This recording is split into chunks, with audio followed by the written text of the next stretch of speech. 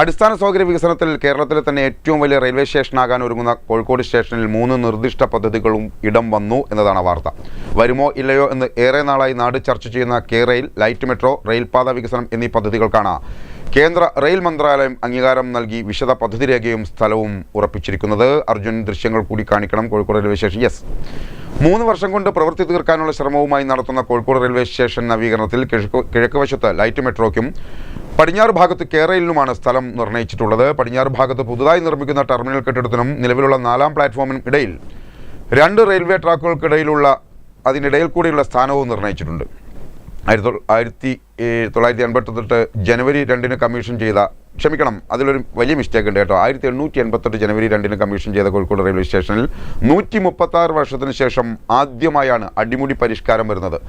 അടുത്ത ഒരു നൂറ്റാണ്ട് കൂടി മുന്നിൽ കണ്ട് നടത്തുന്ന പ്രവൃത്തിയായതുകൊണ്ടാണ് നിയുക്ത പദ്ധതികൾക്ക് കൂടി സ്ഥാനവും സ്ഥലവും നിർണ്ണയിച്ചതെന്ന് റെയിൽവേ ഉന്നത കേന്ദ്രങ്ങൾ വ്യക്തമാക്കിയിട്ടുണ്ട്. 10 വർഷത്തിലേറെയായി ചർച്ചയിലുള്ള വിഷയമാണ് കോഴിക്കോട്ടെ ലൈറ്റ് മെട്രോ റെയിൽ. ഇതിനുവേണ്ടി മെട്രോമാൻ ഇ ശ്രീധരൻ നേതൃത്വം നൽകിയ ദില്ലി മെട്രോ റെയിൽ കോർപ്പറേഷന്റെ കമ്പനി സാധ്യതാ പഠനം നടത്തുകയും റെയിൽവേ സ്റ്റേഷനിൽ ഒരു സ്റ്റേഷൻ നിശ്ചയിക്കുകയും ചെയ്തിരുന്നു.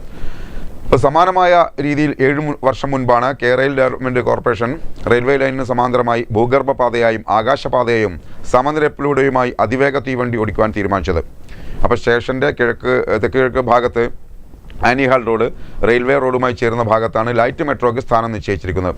ഈ കെട്ടിടത്തിലേക്ക് റെയിൽവേ സ്റ്റേഷന്റെ കിഴക്കൻ ടെർമിനലിൽ നിന്നും 8 മീറ്റർ ഉയരത്തിൽ ആകാശപാതയും നിർമ്മിക്കാൻ പദ്ധതിയുണ്ട്. ചുരുക്കി പറഞ്ഞാൽ കോഴിക്കോട് റെയിൽവേ സ്റ്റേഷൻ ഒരു നൂറ്റാണ്ട് കാലത്തേക്കുള്ള മുൻകൂട്ടി കണ്ടുള്ള വികസന പ്രവൃത്തികൾക്കും വികസന പദ്ധതികൾക്കും സാക്ഷ്യം വഹിക്കുന്നു എന്നതാണ് ആ വാർത്തയാണ് പ്രേക്ഷകരെ അറിയിക്കുന്നത്.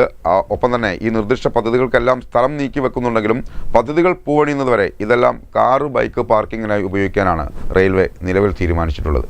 കാരണം ഈ സ്ഥലങ്ങളൊക്കെ ഏറ്റെടുത്ത സ്ഥലങ്ങളൊക്കെ ഉണ്ടല്ലോ, അവിടെ തൽക്കാലം വാഹനങ്ങളൊക്കെ നിർത്തിയിട്ടെ നമ്മൾ ആ പദ്ധതി പൂർത്തിയാകുന്ന മുറക്ക്, ആ പരിപാടി നടക്കുന്ന മുറക്ക്, പ്രവൃത്തി നടക്കുന്ന മുറക്ക് അതൊക്കെ തിരിച്ചെടുത്തിട്ട് പണിഞ്ഞോളാം എന്നാണ് റെയിൽവേ അറിയിച്ചത്. ഏതായാലും കോഴിക്കോട് റെയിൽവേ സ്റ്റേഷൻ വികസനത്തിൻ്റെ ചൂളം വിളിച്ചുകൊണ്ട് മുന്നോട്ട് കുതിപ്പ് തുടരട്ടെ. അതിന് സാക്ഷിയാവാൻ നമ്മളൊക്കെ ഉണ്ടാവട്ടെ.